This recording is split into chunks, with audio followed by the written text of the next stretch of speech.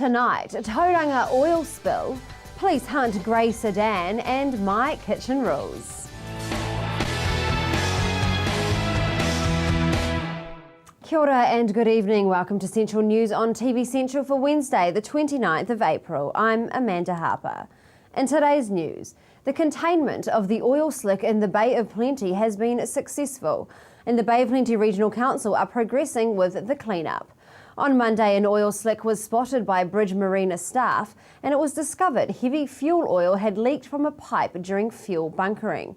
The exact amount of oil lost is yet to be determined. Mobil has accepted full responsibility for the spill.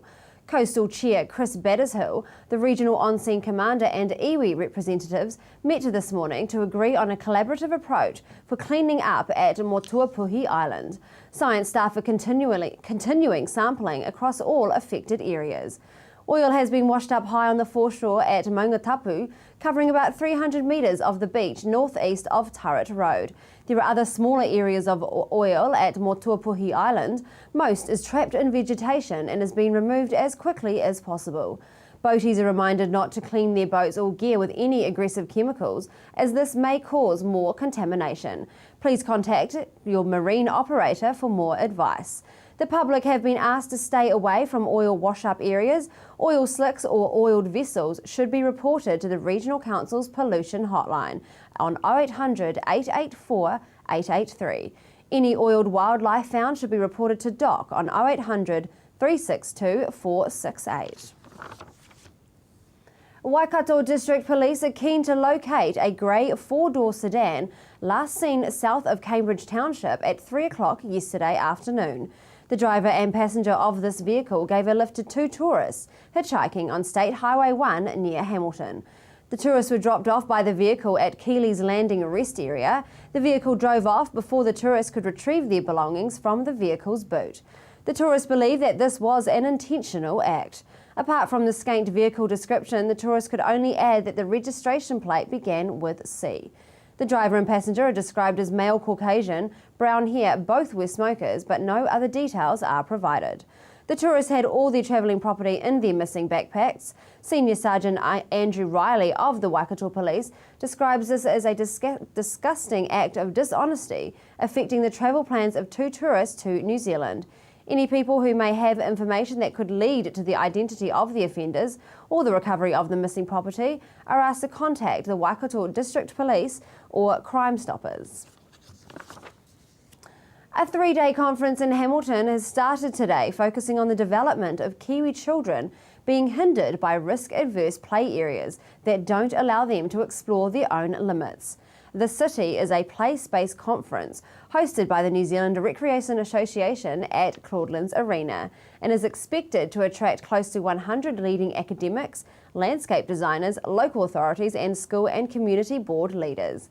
NZRA Parks and Open Spaces Project Manager Jude Rawcliffe says the conference was designed to help play space providers and designers deliver affordable, excellent spaces for children and communities by presenting the latest best practice research and insights. Enabling children to explore, take risks and test the limits of their abilities can be seen as conflicting with keeping them safe, but this does not have to be the case. The conference comes hot on the heels of a visit to New Zealand by Scottish play spaces expert Juliet Robertson, who attracted attention last week when she called for children to be exposed to managed risks in the playground. The Bay of Plenty Community Trails Trust are pushing Tauranga City Council to rethink its position on denying funding for its section of the Tauranga Moana Cycle Trail. The group will hold a bike rally from 9 o'clock this Sunday in support of the Tauranga to Omokoroa Coastal Cycleway. Cyclists will ride from Ferguson Park to the Strand waterfront via Sulphur Point and Dive Crescent, in an attempt to send a clear message to Council that its lack of support is unacceptable. The development of the Tauranga Moana Cycle Trail is a joint venture between the Western Bay District Council and the Tauranga City Council. Western Bay has committed to paying $300,000 a year in its draft 10-year plan. However, TCC recently declined to fund their portion from Matua to the Wairoa River, thereby putting the total project in jeopardy. Tauranga City Council reneged on their prior agreement to pay their share of the Tauranga Moana Cycle Trail from Omokoroa to Ngātai Road. Councillors voted 6-4 against providing $500,000 for the project on the grounds that the government should be paying for the National Trail, with council money being spent on cycle trails within the city. Bay of Plenty Community Trails Trust, in a statement on the group's Facebook page, says Tauranga needs a safe cycle and pedestrian link across the Wairoa River, linking the city with other coastal communities. This weekend's rally comes as Transport Minister Simon Bridges announced applications have been flooding in for the $90 million remaining in the government's Urban Cycleways program. And now for our region's weather. Hamilton becoming fine with a chance shower at first, but it'll be dying southwesterlies. High of 16 and low of 1. Rest of the Waikato will be the same. It is set to be quite chilly. Pairo high of 17, low of 5. Matamata 15, 3. Te Aomotu 16 high and 1 low. Tokoroa 14 high and overnight low of 0. Tauranga will be remaining showers. They will be clearing with southwesterlies dying out. High of 18, low of 7. Te Puke, your high is 16 and overnight low of 5. And for the marine forecast, West Coast Raglan, a southwesterly 35 knots with very rough sea, easing late Thursday to 15 knots. Southwest swell becoming heavy for a time on Thursday. High tide is at 8:02 p.m. And on the east coast, Bay of Plenty, southwest 30 knots with rough sea changing Thursday evening to a southeasterly 15 knots. And on Friday to a southwesterly 10 knots. High tide is at 4:43 p.m. Coming up in the show, a free breast screening for women. Welcome back to Central News. Breast Screen Aotearoa is a free national breast screening program that checks women between 45 and 69 years for early breast cancer. Rachel caught up with Clare and Hineiri from Te Puna Oranga to find out more. Well, in New Zealand, it has one of the highest rates of breast cancer in the world. So it's really important that we do detect breast cancer as early as possible because it gives the woman the best chances of success. If she needs treatment, she needs less invasive treatment and she can get back to her normal life as quickly as possible. So what age is the service aimed at in particular? The breast screening program screens women ages 45 to 69. If we are outside of this age group but we're at a higher risk, maybe due to genetics, family history, can we still get a screening done? You can do. You can certainly, if you're high risk of breast cancer, go and see your GP and they'll refer you to the DHB service for a free mammogram using the same people, the same machine. However, most people who are at high risk of breast cancer will be aged 45 to 69 because the risk increases with age. So by the age of 70, you've got a 1 in 17 chance of getting a breast cancer. So it is important that you do get your free breast screening mammogram every 2 years so that you have the best chances of having it detected early. How often should women be getting their breasts examined? Well, we encourage breast awareness. So certainly if you see any changes to your breasts in the way they look or feel, you should seek immediate advice from your doctor. Go and see your GP without delay and get a referral. But there's certainly no evidence that self-breast examination has any effect at all. Certainly mammograms are your best way of detecting an early breast cancer. Can you explain to us what exactly is the procedure like? Sure. It's a bit like having your meat in a sandwich, if you like. Basically, a mammogram is a breast X-ray, so it's looking at the tissue changes inside your breast. So what they do is they place your breast on a plate and bring another plate down this way, and then they repeat the exercise that way. And some women do find it a bit uncomfortable, a few even find it painful, but most find it really isn't as bad as they thought it was going to be. And I'm blown away by the number of compliments the service gets on a daily basis, isn't that right, Hineiri? Of how professional, caring the service is and how women are treated with dignity and respect. So it really isn't as bad as you might think it is. And women, no matter what size your breast is, it's the same pain experience or comfort experience be big, small, or in between. When we get a mammogram, what exactly is being checked for? Well, the radiologist, who's a doctor that's looking at the images, is looking for any changes to the tissue cells inside the breast, so any changes to the appearance of the tissue. So when it's your first mammogram and they haven't got one prior to compare it with, often women are recalled. They're more likely to be recalled for a further check with the doctor than subsequently when they're just looking for comparisons with the previous one to look for any changes. And often that tissue abnormality can be completely benign and normal. Often it isn't cancer at all. In fact, of every woman that's recalled to one of our assessment clinics, out of every 10, only one has a cancer. So 9 out of 10, it'll be a normal result. For more information or to book an appointment, you can go online to waikatodhb.health.nz. You may remember Aaron Osman is a Hamilton-based athletics strength and conditioning coach, motivational speaker as well, and Rachel caught up with him about his leadership workshop. This time, she talks about the personal development side of his business and how it can change your life. Well, it certainly has been a roller coaster ride. It all started back in 2009, where I felt that was my rock bottom. So being unemployed with a couple of children, young family, feeling rather depressed that life wasn't going my way. So as I asked the question to myself, sitting on the couch, surely life must be better than what I'm experiencing, it actually led me to a video shot where I saw a movie called The Secret. And I know The Secret has a love-hate relationship, but it opened the door to personal development. So interestingly enough, I watched that video and it sparked this idea of, my life is better than what it could be.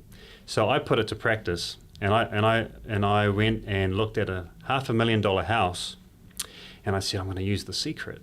So I visualized $500,000 going into my bank account. And you know what happened? It didn't happen. So I realized that there must be a little bit more. But getting introduced to these people like Bob Proctor, Jack Canfield, I started learning from them. I started researching them on the internet, reading their articles and listening to their audio programs. And as I learned from them, my life started to change. So it didn't shield me from life events. There was a lot of devastation along the way in terms of finances or losing a job or going to school and realizing, hey, look, I need to probably get some income, and having these plans in place, and it all fell through. So I went through a lot of business ideas that fell through. Anything I could think of, you could ask my wife. I tried everything, and nothing seemed to work. But it seemed to be, in retrospect, what taught me and forged my character to now relate to other people who may be in the same situation. And so I've considered my adversity a blessing to now be in a position where I can share my story and help people, to give them confidence and the ability to dream. And so I really enjoy the fact that my story, as simple as it is, holds in it a commonality with everybody. I'm not special, and I'm just the same as everyone else, but I think the difference is that I'd done something about it, but it started indirectly. It was an accident per se. And so there's been a lot of people in my life along the way who've taught me many things that have just been puzzle pieces that fit in the right place at the right time. So to get to this point, from where I was in 2009, it's been a difficult but amazing journey, and it's also holds a lot of hope and beauty for the future to come, because now I can create what I want and go after it. So I'm very pleased with how things have gone so far. You also work as a strength and conditioning coach, Aaron, helping people achieve their goals every day. Can you tell us more about what that involves? Sure. So I work here at Flex Fitness, running my own business as a strength and conditioning coach. And I train people that have a variety of different goals, which could be to compete on stage or come out of injury, so they need to get back to their normal strength or mobility, and people who just want to lose weight or get fit. So there's a whole variety of different things. With the strength and conditioning, it's a little bit different, where we're looking at more sport-specific exercises. But in the same token, we realised we've got to fit to different people's fitness levels. But for me, it's more about trying to get inside their mind. They don't need to pay me to count reps. Anyone can do that, and they can get programs off the internet for free. So the way I try and offer the value is trying to get inside their mind and find out what their habits are. What are they thinking about? What are their fears? And using the gym as a symbolism of their life, that they can learn things of the fear of pushing heavy weight, the fear of failing, the fear of not being good enough, and the exercises that they go through can actually teach them principles that they can take outside. And that's what I want for them. I want them to be strong in the gym so they can be strong outside. It's easy to come around and throw weights around, but when they can learn something from it that applies in their family, work, or their hobbies, then their life has changed. It's different. So that's what I provide, a little bit different than just counting up to 8 or 10 or 15.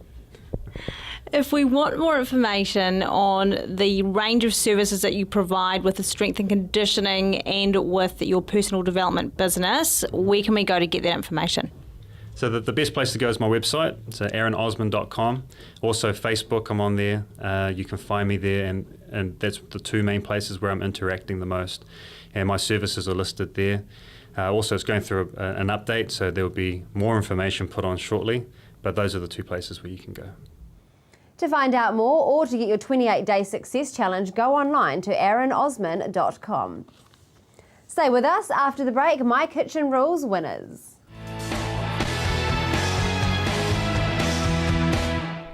Welcome back to Central News.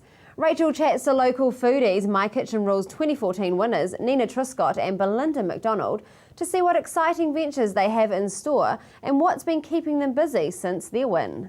I study with the Institute of Integrative Nutrition, so they take a holistic approach to wellness, and we study over 100 dietary theories. So it's been a really great kind of intense, obviously the subject of nutrition, there's so many different variables and so much information out there, so it was great to study a broad range of dietary requirements. And you've been through quite a learning curve with your twins. Yes, Taya and Bodhi, they have been my big learning curve in life so far. They both have gluten intolerance, so lots of people have it. There's lots of different things different symptoms that can be associated with it, whether it's behavioural, bowel-wise, cognitive, there's an array of different things. So it goes unnoticed quite a lot. So I'm really glad that with my teachings, I picked it up. Do you have any advice for people out there that have gluten intolerance? Probably most people don't realise they have it, and they do. So my advice is, try to keep as many refined things out of your daily diet, and just go back to whole foods. If you stop eating gluten and dairy, you'll soon realise within a few weeks if your constitution and everything's running differently. So my advice is just have a go with it. What have you got to lose? See if you feel better. Belinda, you are a qualified food technology teacher. Can you tell us a little bit more about what it involves? Well, I'm not anymore, but yeah, I once was. It's wonderful. I'm such a passionate foodie, and I really sort of wanted to get back in the kitchen with students and try to educate them. And hopefully with the Green Kitchen, which is what we're doing now, we'll still be able to educate a wider audience than just specific to secondary school students. But we're still keeping our hands in the pies with some schools, because we have lots of wonderful programs that we'd like to see in schools later on. And talking about what you're doing at the moment now, it's quite exciting. The Green Kitchen, tell us more about that. The Green Kitchen is our new business, and we have just recently launched the Green Kitchen website. It is a real, our slogan is wellness through awareness, so we're all about putting different ideas out there, and one thing doesn't float everyone. We're allowing people to just learn and be made aware from different things that are out there, as well as some amazing recipes, some amazing information on products, and we'll be launching our own product this winter, so watch this space. Thanks, Rachel. And our last story, the Pet Pose Pet Photography Workshop is coming up in Hamilton on May the 17th. Rachel chatted to Carol and Kelly to find out more about this photography workshop with a difference. Yes, I specialise mainly in dogs and cats. I will shoot horses. If somebody has a lizard, I'll shoot that too. With rowing, my daughter rows, and I kind of fell into rowing photography. They needed some pictures for a feature in the newspaper, and so they were sort of like, you have a camera, you're down here, let's do it. And so yeah, I kind of fell into rowing photography, but I don't mind it. I prefer taking pictures of animals. But yeah, rowing's fine. And Kelly, you specialise in taking, we could say, colourful dog shots in action. Can you tell us about these shots? Oh, absolutely. I started out with agility photography. That's what I do with my dogs. So it's a lot of fun. And then it developed into including them in sessions. So I find it brings out another side of the dog's personality. They seem to be really well received online. I've had thousands of views online, lots of lovely comments. And then last year, I entered the Kodak Gold Awards with some of them and ended up being the top place photographer across all categories with the action photos. So yeah, that's what I love doing the most, and yeah. Can you tell me a little bit more about the workshop that you have coming up?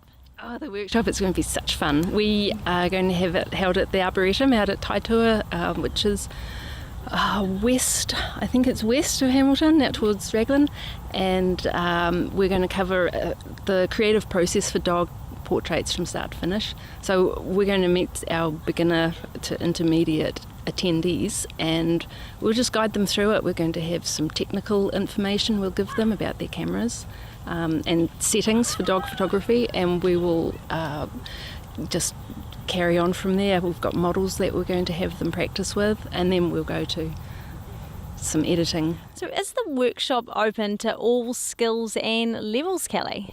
Yeah, well, this workshop in particular is aimed at beginner and intermediate photographers. So that's anyone who wants to learn how to take better photos of their own dogs or other people's dogs if they've got friends or whatever. It's for anyone with a camera that has manual settings. So even if it's a point and shoot or DSLR, whatever they have, that's awesome. We'll teach them how to get the best out of it, and yeah. Thank you, Rachel. Thank you all for watching Essential News, especially over the last 15 years.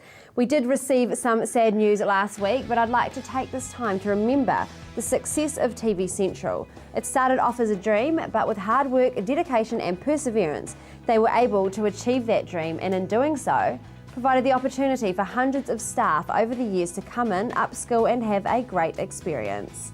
We also appreciate the support of our viewers. If you have any feedback about watching our channel, please email us news@tvcentral.co.nz or follow us on Facebook page. We will still be active.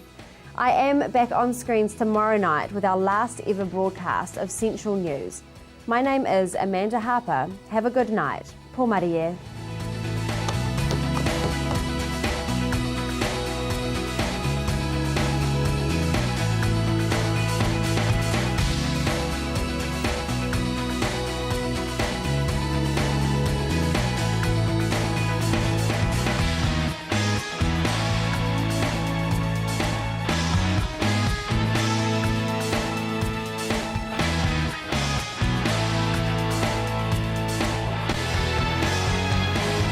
This has been an Alpha Media production, a division of Television Media Group. Supporting local content so you can see more of New Zealand on air.